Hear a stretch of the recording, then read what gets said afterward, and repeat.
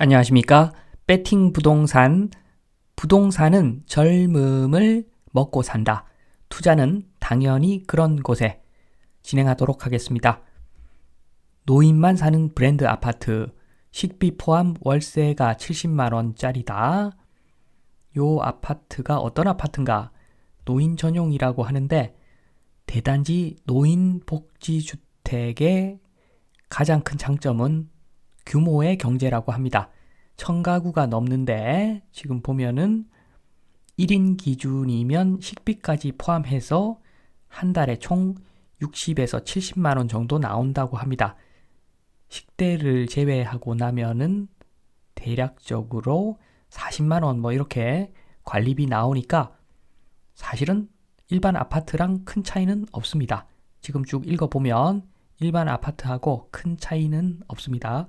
관리비 측면에서. 그래서 노인복지주택의 가장 큰 장점이라고 한 규모의 경제, 요거는 사실은 대단지 새 아파트의 장점하고 똑같습니다. 관리비가 저렴하죠. 짜장면 2,000그릇을 시켜 먹으니까 DC가 되더라, 이런 이야기입니다. 그런데 이게 좋은 점만은 아니죠. 대단지 새 아파트의 단점도 있습니다. 새 아파트 용적률이 높죠. 용적률이 높습니다. 그래서 제일 큰 단점은 자산으로서 가치가 떨어진다는 것이죠.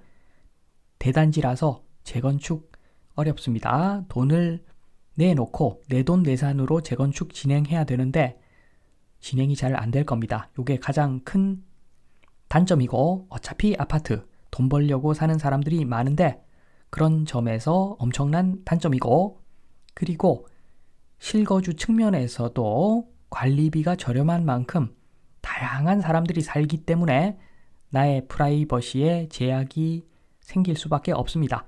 그래서 고만고만하게 사니까 고만고만한 관리비 내는 거다, 이렇게 봐야지 요거를 장점이다 라고만 볼 수는 없는 것 같습니다.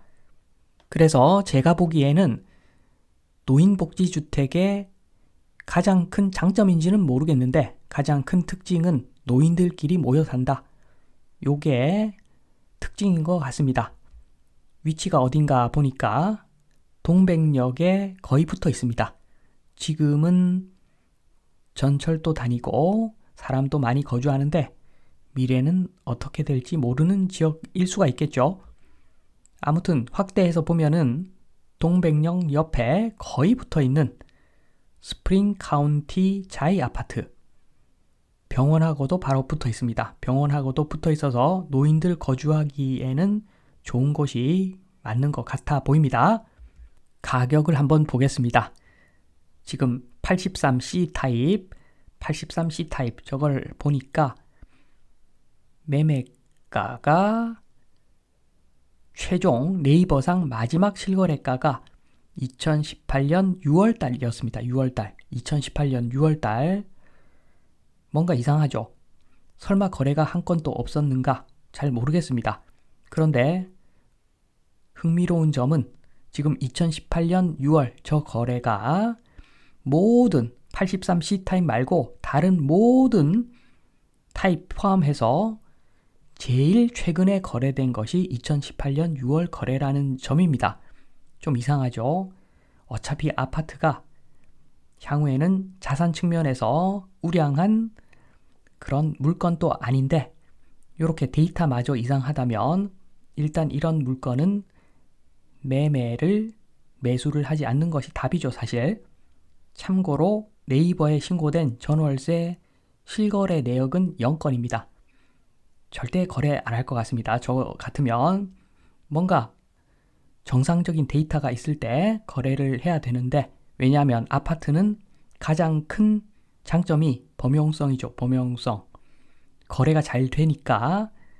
그리고 타입만 이야기하면은 대략 평수 나오고 가격 얼마고 돈처럼 거래되니까 그 점이 좋은 점인데, 유일한 좋은 점이라고 저는 생각을 하는데, 그마저 확보가 되지 않는다면 아파트 살 이유가 없죠, 사실.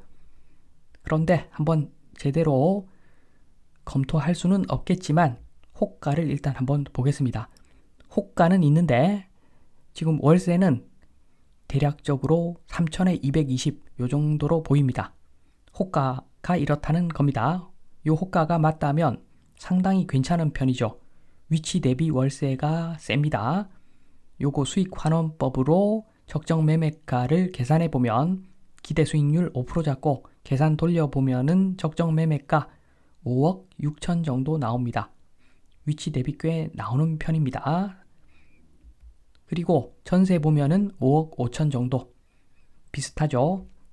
계산한 결과랑 비슷합니다. 요게 미래의 매매 가격이죠. 지금 전세 가격은 미래의 매매 가격이라고 보시면 됩니다.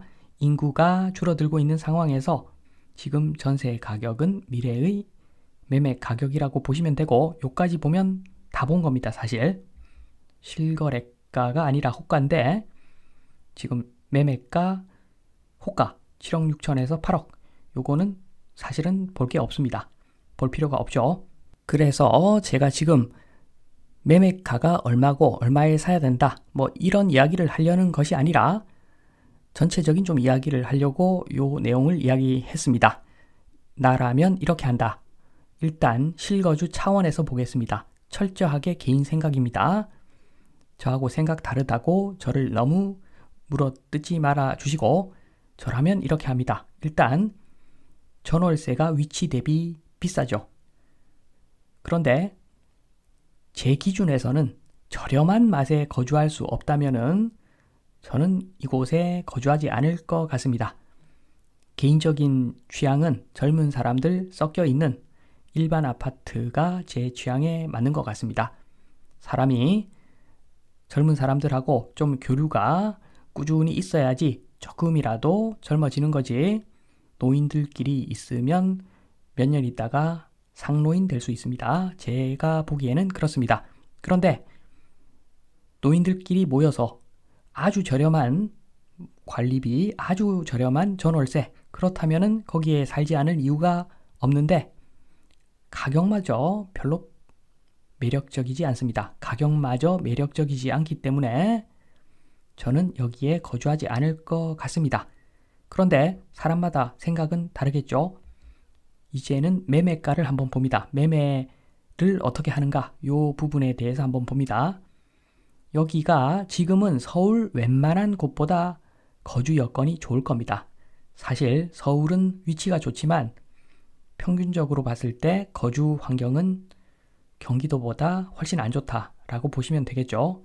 거주 여건은 지금은 여기가 좋습니다. 그런데 미래에 동백역이 폐역이 되지 말라는 법이 없죠. 모르는 겁니다.